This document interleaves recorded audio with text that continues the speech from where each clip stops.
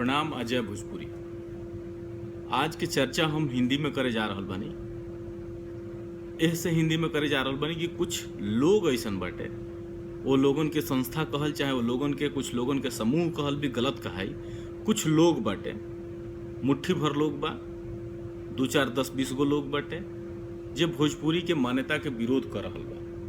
लगातार भोजपुरी के बारे में अनर्गल प्रलाप कर रहल बा। भोजपुरी ही ना, मैथिली, राजस्थानी के भी लेके बहुत तरह के बात कर रहल बा। कुछ दिन पहले Uday Narayan Tiwari, doctor Uday Narayan Tiwari, sir Grierson, Suniti Kumar चाटुर्य, ये लोग के लेके कुछ बात आई रलटे, जौना में वो समूह, वो संगठन के लोग जौन बाटे, कुछ लोग जौन बा, ये कहले रहला कि doctor Uday Narayan Tiwari, sir Grierson और डॉक्टर सुनीति कुमार चाटुर्य भोजपुरी के पूर्वी हिंदी के रूप में मानत रहला लो, जौन की एकदम गलत बा, बेबुनियाद बा, कोनो ओकर आधार नहीं है। डॉक्टर ग्रेशन पहला आदमी हवे जे भोजपुरी के अलग भाषा के बात के लिए बड़े, भोजपुरी भाषा के बात के लिए बड़े। वो कहले बड़े कि हिंदी से एकर कोनो जुड़ाव नहीं है। डॉक्टर उदय नारायण तिवारी भी है बात कहले बड़े, और डॉक्टर उदय नारायण तिवारी ए पर 24 साल लगातार शोध कैले बड़े। जो वो शोध के प्रेरणा जौन बाटे उनका सुनीति कुमार चाटुर्य से मिला रहे। तो जो आई बात कुछ संस्था के, चाहे कुछ संगठन के, चाहे कुछ मुट्ठी भर लोग जो कह रहल बाटे, वो निराधार बा, बेबुनियाद बा, गलत बा, तथ्यहीन बाटे, ओकरा में कोनो आधार नहीं है। अब चर्चा कुछ ऐसा भइल हटे कि कलकत्ता में कुछ लोग, 3 4 लोग मिल के, जौना में मैथिली भाषा के रिप्रेजेंट करते लटे, एक आदमी राजस्थानी भाषा के रिप्रेजेंट करतल, हिंदी के बात रखे खातिर डॉक्टर अमरनाथ रहे है, अवधि से एक जना रहे है देवी प्रसाद सिंह। देवी प्रसाद सिंह के तो बात हम ना करब तो ज़्यादा सही रही, कहे से कि हमरा देखे से वो भाषा के जानकारी उनकर तो एकदम नहीं है। ऐसे तो चारों लोग जो रलटे कहीं ना कहीं कोनो ना कोनो संगठन से जुड़ल बाटे, भाषाई जानकारी वो लोगन के शायदे कुछ रहल हटे। बाकी कुछ परिचर्चा चलल हटे, वो जना के शीर्षक रहल हटे, बोलियों की मान्यता से हिंदी को खतरा। कहीं ना कहीं चर्चा यह रहलटे। अब केंद्र में भोजपुरी रहलस है कि भोजपुरी की अगर मान्यता मिली तो हिंदी के खतरा बाटे। चर्चा हिंदी में रहलटे, हिंदी भाषा में रहलटे। यही वजह से हम अपन जो चर्चा बाटे तौना के हिंदी में ही राखब। हम वो चर्चा से कुछ सवाल जौन बाटे, उन लोग के मन में जौन सवाल लटे, जौना बिंदु पर, जौना बात पर उन लोग अपन बात रखले रहलो, वही बिंदु पर हम भोजपुरी के लेके अपन बात रखतनी। उन लोग का गलत कहले वालो, खास करके जे विरोध करतटे भोजपुरी के संवैधानिक मान्यता के जे विरोध कर रहल बा, वो चीज के हम सामने रखे के कोशिश करतनी। तो जौन पहला सवाल उन लोग के चर्चा से निकल के आयल हटे कि बोली यदि संविधान में शामिल होती है तो वो स्वतंत्र अस्तित्व की हो जाती है। कहनाम बा, ये लोग कह रहे हैं कि अगर भोजपुरी को मान्यता मिलती है तो यह स्वतंत्र अस्तित्व वाली भाषा हो जाएगी, जिससे हिंदी को खतरा होगा।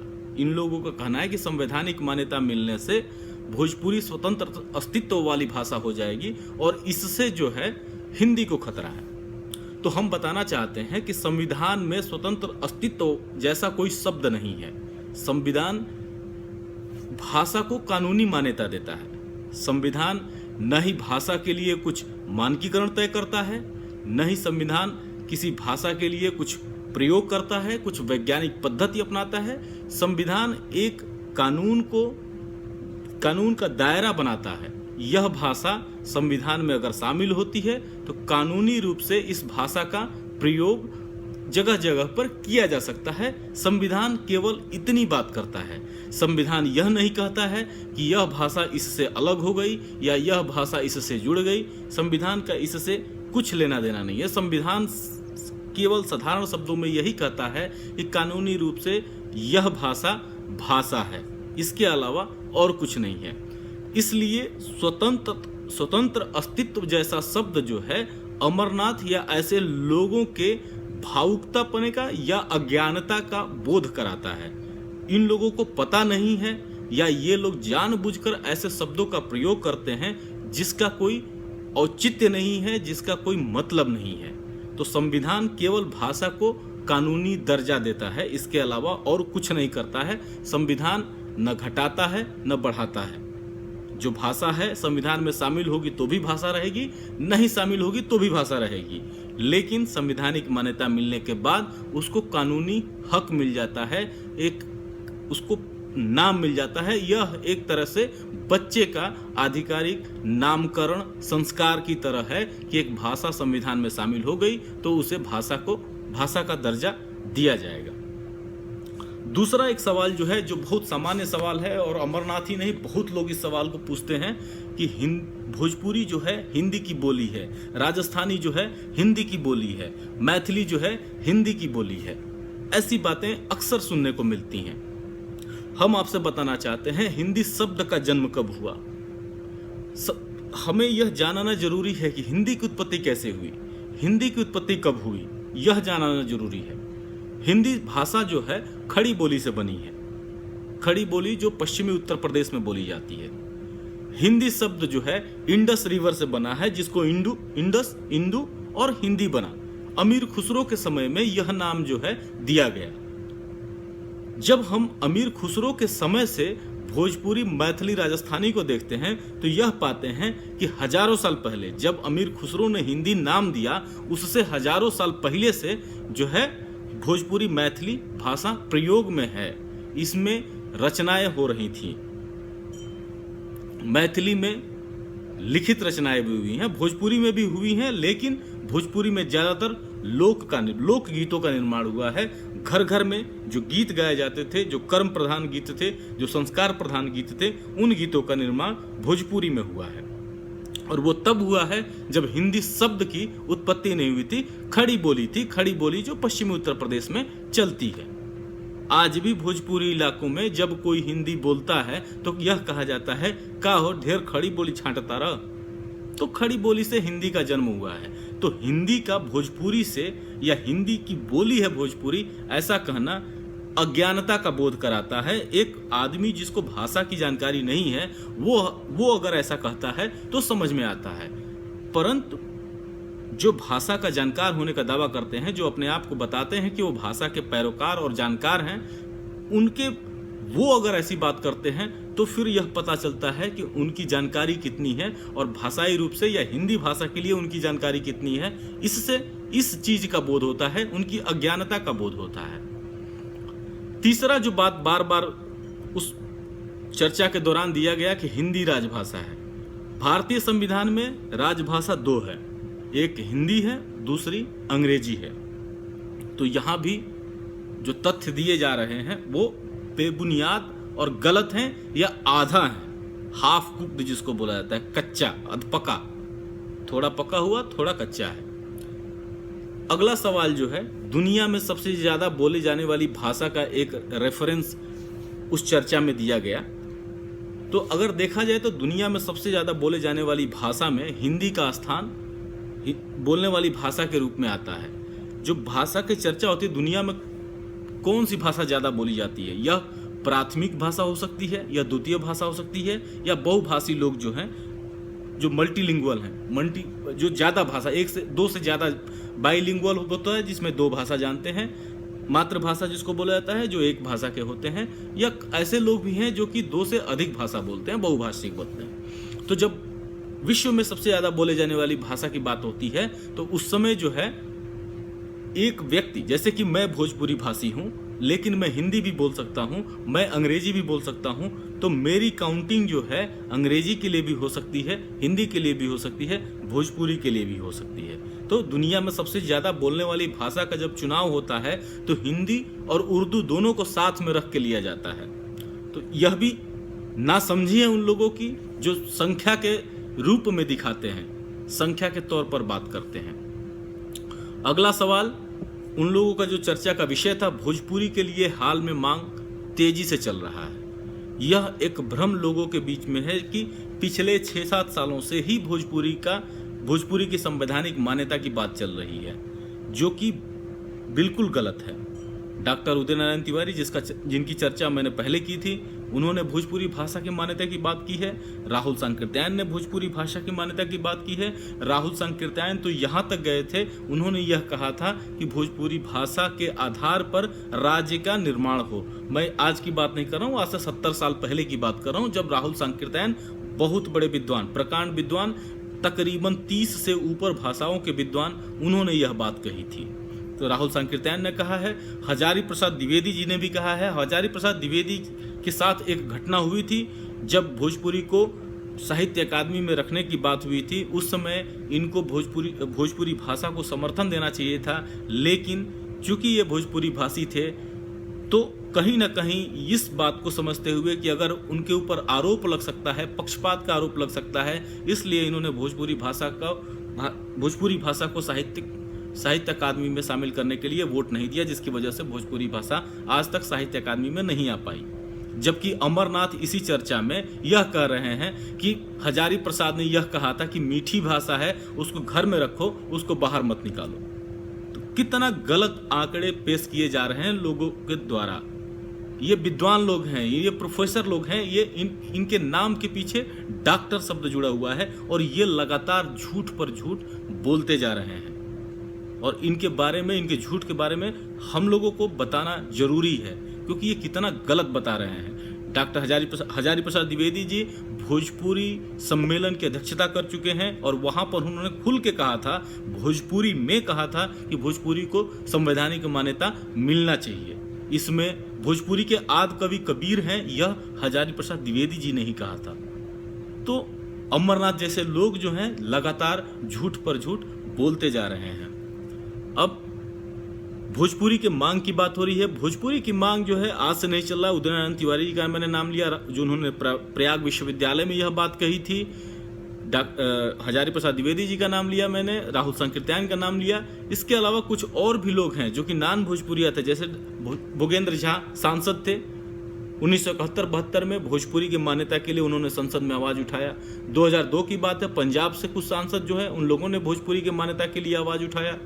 तो ऐसे लगातार शुरू से भोजपुरी की मान्यता के लिए आवाज उठ रही है, और आज भी उठ रही है। आज जंतर मंतर पे, और जो भी संसाधन हैं, जितने भी संसाधन मिल रहे हैं भोजपुरी लोगों के बीच में, उन संसाधनों का पूरा प्रयोग हो रहा है। फेसबुक है, ट्विटर है, उसके माध्यम से जंतर मंतर पर अनशन करके और अन्य तरीकों से प्रधानमंत्री के पास, मुख्यमंत्री के पास पत्र भेजकर लोग लगातार भोजपुरी की मान्यता की बात कर रहे हैं। और जैसे जैसे संसाधन जुटते जाएंगे, यह मांग बढ़ती जाएगी, तब तक जब तक कि इसे संवैधानिक मान्यता नहीं मिल जाता। अगला सवाल है, जो चर्चा उन लोगों के बीच में हुई है, अमरनाथ जो बार बार कह रहे हैं कि संविधान में अगर भोजपुरी या राजस्थानी या भोजपुरी राजस्थानी शामिल होती हैं तो हिंदी की संख्या घट जाएगी। हम आपको बताते चले, संविधान में शुरू में 14 भाषाएं शामिल हुई थी।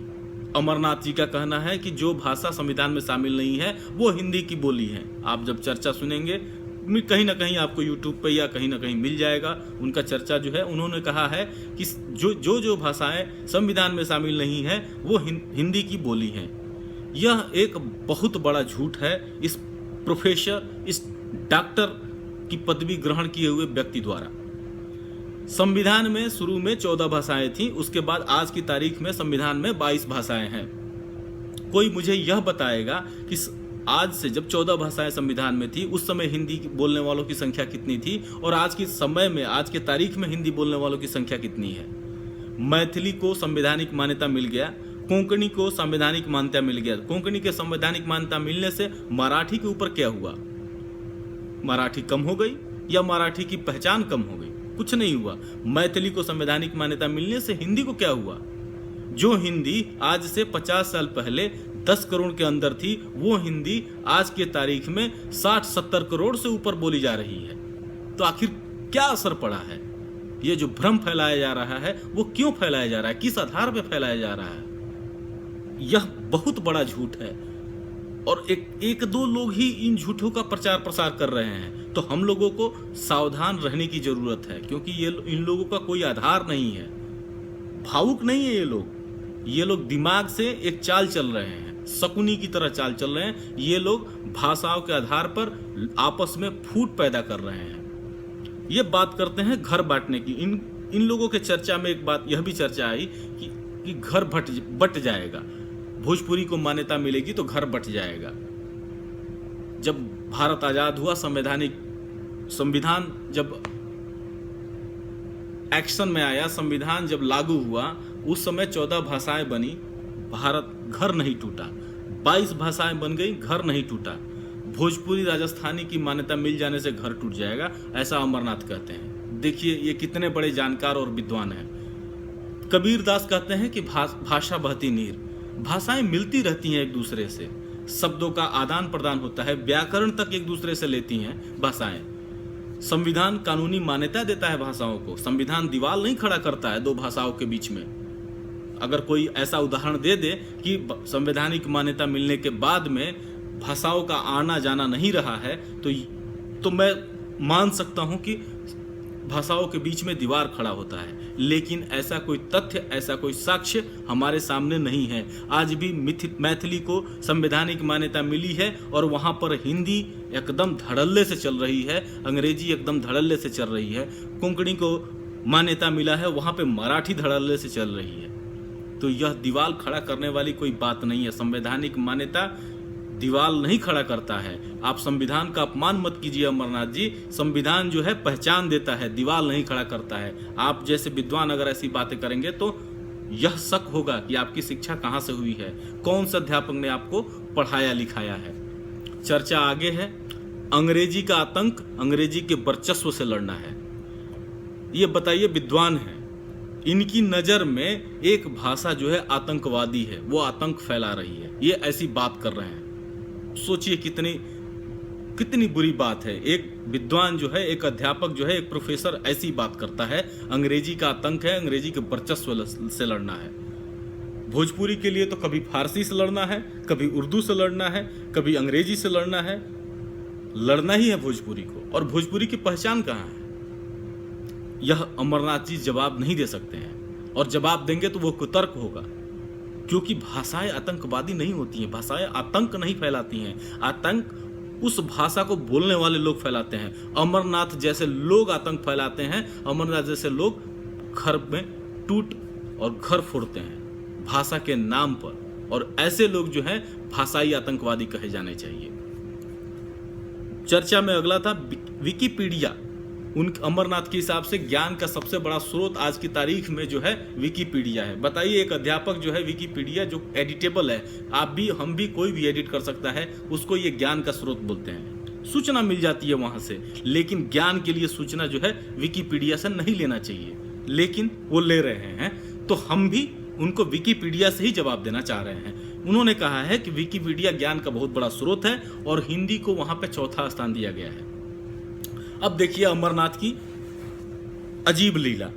विकिपीडिया पर दो सूची है। एक सूची है नेटिव लैंग्वेजेस की, मातृभाषाएं जो होती है उसकी सूची है, जिसमें जो है हिंदी को चौथा स्थान मिला है।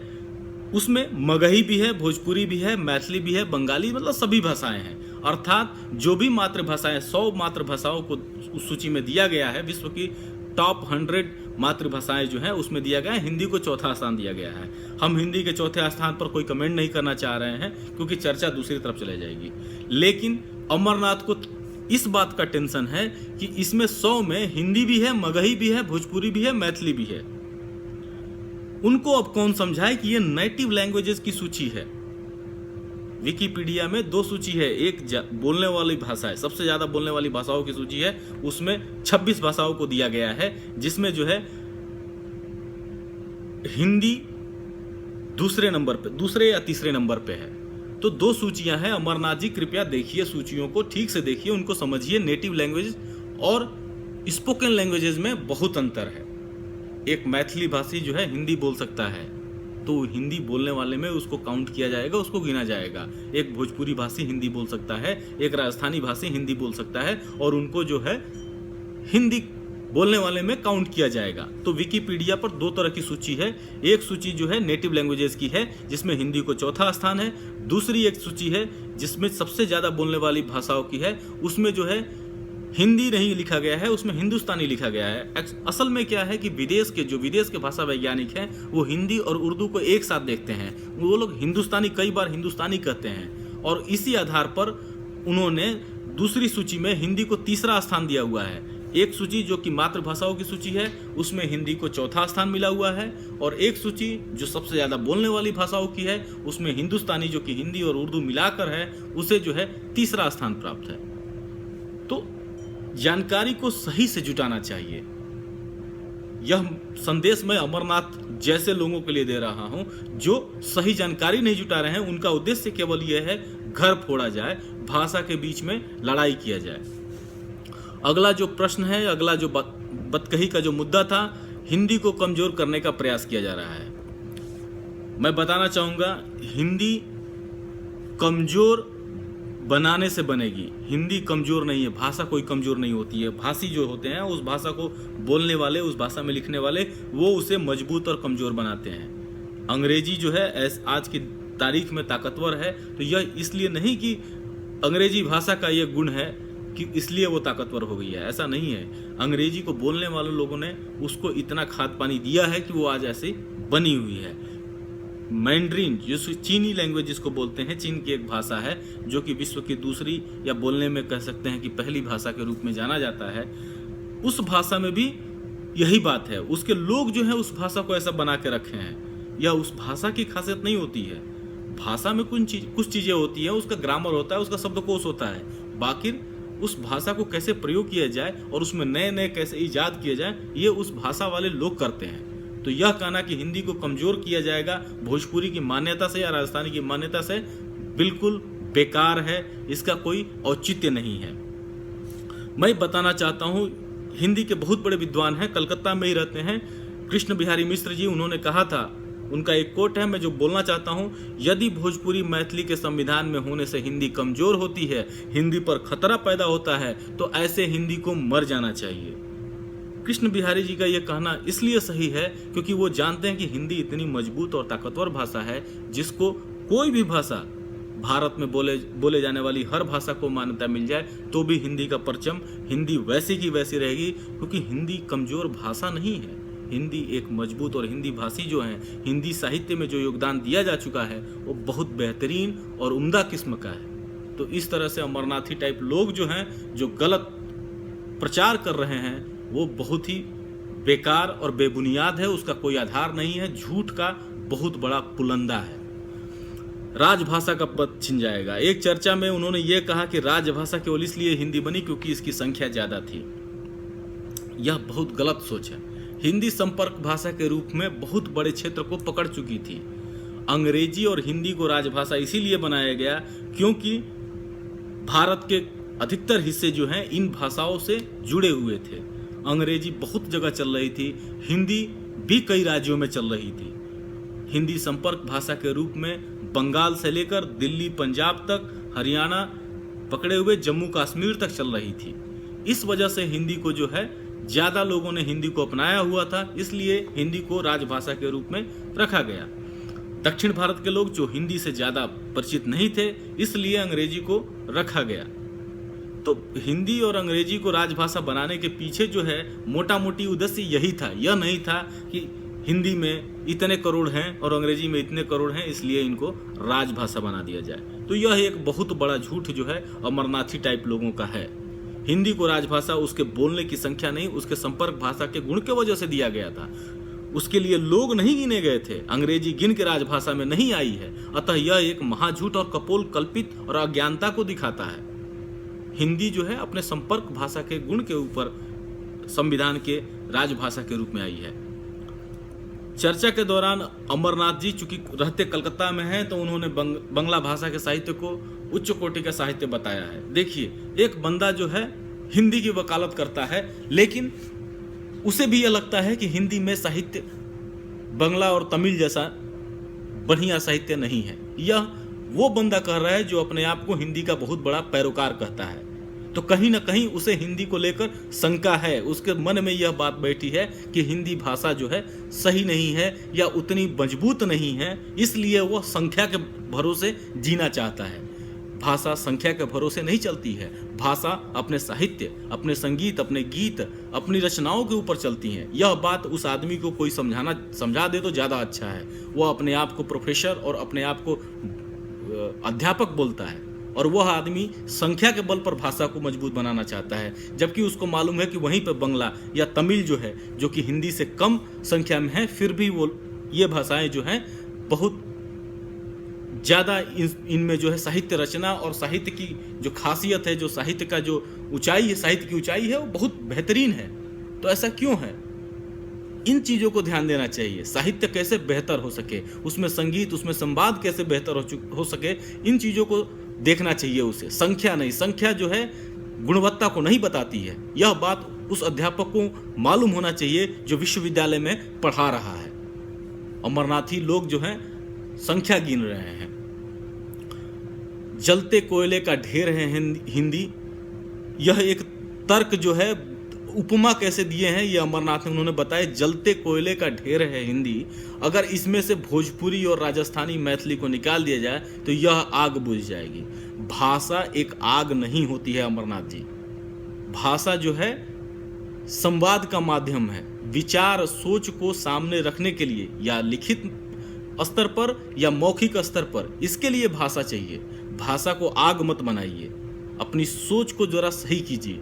भाषाएं आग नहीं होती हैं, भाषाएं आतंकवादी नहीं होती हैं। इन सोचों से अमरनाथ टाइप के लोगों को बाहर आना चाहिए। 8वीं अनुसूची में शामिल नहीं है तो वह भाषा हिंदी की बोली है, ये इनका तर्क है। अब इस तर्क पर क्या कहा जा सकता है? एक और ये बात कर रहे हैं कि संवैधानिक मान्यता इसलिए लोग मांग रहे हैं क्योंकि उनको इनाम चाहिए। हम पूछ रहे हैं कि संवैधानिक मान्यता मिल गई तो कौन सा इनाम मिलेगा भैया? संविधान किसी इनाम को देने के लिए नहीं कहता है। साहित्य अकादमी जो है वो इनाम देती है, और साहित्य अकादमी भी ऐसे इनाम नहीं बांटती है। अगर साहित्य अकादमी के लायक कोई रचना और कोई हुई हो, इसलिए वो उसके हिसाब से वो सम्मान देती है। भोजपुरी में अगर किसी साहित्य को, दर्शन मिश्र जी को साहित्य अकादमी पुरस्कार मिला है, तो वो तो संविधान की वजह से नहीं मिला। संविधान में भोजपुरी नहीं है, फिर भी वो मिला है। तो यह बातें जो हरिराम द्विवेदी जी को मिला है, तो ये सब चीज़ें जो है कि पुरस्कार के लिए, इनाम के लिए जो है ये लोग संविधान में मांग रहे हैं, यह बेवकूफ़ी भरी बात है। भोजपुरी में तो आजकल इनाम बांटे जा रहे हैं धड़ाधड़, जिधर देखिए वो लोग मंच बना दिए और मंच पर इनाम बांटे जा रहे हैं। तो यह बात करना कि भोजपुरी जो है इनाम के लिए जो है संविधान में मान्यता मांग रहे हैं, यह अमरनाथ की बहुत संकुचित, शायद वह दिमाग जो है जहाँ से थोड़ा बहुत जो दिमाग पूरे शरीर की तरफ जाता है, सोच में परिवर्तित करता है, वह दिमाग शायद अब खत्म हो गया है। क्योंकि संविधान जो है इनाम की गारंटी नहीं देता है अमरनाथ जी। कम से कम इतना बात तो सबके ध्यान में रहना चाहिए। संविधान केवल कानूनी मान्यता देता है, यह बात सबके दिमाग में बैठ जानी चाहिए। अध्यापक जो पढ़ा रहे हैं भाषा उनको समझाना चाहिए कि संविधान जो है केवल कानूनी मान्यता देता है। अमरनाथ जी कहते हैं भिखारी ठाकुर भोजपुरी के कबीर हैं। देखिए यह भाई साहब कैसे कैसे तर्क लेके आ रहे हैं। हजारी प्रसाद द्विवेदी जी कहते हैं कि भोजपुरी के आदि कवि कबीर हैं, और अमरनाथ जी कहते हैं कि भिखारी ठाकुर भोजपुरी के कबीर हैं। अरे भैया, कबीर जो है भोजपुरी के आदि कवि हैं। कबीर ने भोजपुरी में अनेकों रचनाएं की हैं। यह बात हम नहीं कह रहे हैं, यह बात डॉक्टर उदय नारायण तिवारी ने कहा है, यह बात ग्रियर्सन ने कहा है, यह बात सुनीति कुमार चटर्जी ने कहा है, राहुल संकीर्तन ने कहा है, हजारी प्रसाद द्विवेदी जी ने कहा है।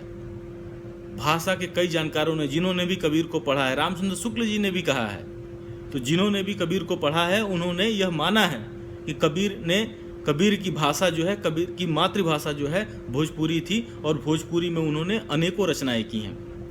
तो इन सब चीज़ों से पता चलता है कि आखिर सोच क्या है। यह व्यक्ति जो है अपने को अध्यापक बोल रहा है, प्रोफेसर बोल रहा है, अपने नाम के पीछे डॉक्टर लगा रहा है, लेकिन इसकी सोच क्या है? यह व्यक्ति कभी भी मतलब भाषाओं को जोड़ने का काम नहीं कर रहा है, यह भाषाओं को तोड़ने का काम कर रहा है। संविधान जहां भाषाओं को कानूनी रूप देकर उन्हें स्थापित करने की कोशिश करता है, वहीं पर यह बंदा संवैधानिक मान्यता का विरोध करके भाषाओं को तोड़ने का काम कर रहा है। वही हजारी प्रसाद द्विवेदी ने भोजपुरी का शामिल नहीं होने दिया। मानकीकरण का सवाल उठता है कि बनारस की भोजपुरी की, छपरा की भोजपुरी की, चंपारण की भोजपुरी। भाई साहब, कैलाश गौतम जी को पढ़िए, कबीर दास को पढ़िए, भिखारी ठाकुर को पढ़िए, दीपक एंथोनी को पढ़िए, किसका नाम लूं मैं? इन सब की भाषा भोजपुरी है और यह सब अलग अलग क्षेत्र के हैं। राहुल संकीर्तन की भोजपुरी पढ़िए, आजमगढ़ से थे, कैलाश जी चंदौली से थे, कबीर दास, ये सब अलग अलग जगह के लोग हैं और इन्होंने भोजपुरी में लिखा है। चंद्रशेखर मिश्र जी का देखिए, द्रौपदी खंडकाव्य, कुंवर सिंह खंडकाव्य पढ़िए। तो एक से एक रचनाएं हैं, अलग अलग क्षेत्रों से ये रचनाएं होकर आई हैं और सबकी भाषा भोजपुरी है। आप अगर इनका व्याकरण देखेंगे, इनके शब्दकोश देखेंगे तो आपको मालूम पड़ेगा कि आखिर क्या है इनकी भाषा। चर्चा में अमरनाथ ने यह कहा कि उनकी मातृभाषा भोजपुरी है।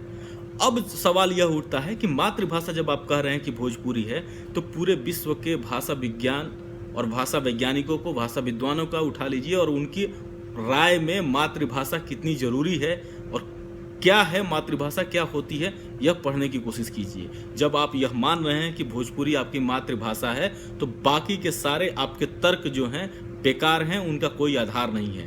क्योंकि पूरा विश्व के हर भाषाविद, हर वैज्ञानिक, भाषा वैज्ञानिक यह कहता है कि जिस व्यक्ति की अपनी मातृभाषा है, उस मातृभाषा में हर व्यक्ति को अपनी मातृभाषा में लिखना, पढ़ना और संवाद करना चाहिए। क्योंकि मातृभाषा से ज्ञान जो है बहुत तेजी से अर्जित होता है। अमरनाथ जी, आपके साथ सबसे बड़ा दोष यही है कि आप भोजपुरी को मातृभाषा तो मानते हैं, लेकिन संभव है कि आपने कभी अपनी इस भाषा में, अपनी इस मातृभाषा में संवाद करने का कोशिश नहीं किया, इसलिए आप हिंदी भाषा को भी सही से समझ नहीं पाए और आपकी नज़र में ऐसा लग रहा है कि अंग्रेजी आतंकवादी भाषा है, भोजपुरी की संवैधानिक मान्यता दीवार खड़ा करने जैसी है और हिंदी जो है बंगला और तमिल से कमजोर साहित्य वाली भाषा है। तो अपनी सोच को सुधारिए। अपनी मातृभाषा में जब आप संवाद करना शुरू करेंगे तो आपको पता चलेगा कि भाषाएं क्या चीज़ होती हैं और भाषाओं से कैसे प्रेम करना चाहिए। ज़्यादा गुस्सा, भाषाओं से नफरत जो है आपके शरीर के खून को जलाएगा। इस संदेश को आप गांठ बांध लीजिए। धन्यवाद। जय भोजपुरी। हिंदी भी आगे बढ़े, भोजपुरी भी आगे बढ़े, अंग्रेजी भी सीखे लोग। जितनी ज़्यादा भाषाएं लोग सीखेंगे, यह उस व्यक्ति का ही विकास नहीं करेंगी। भाषाओं का सीखना जो है पूरे समाज को विकसित बनाता है। धन्यवाद।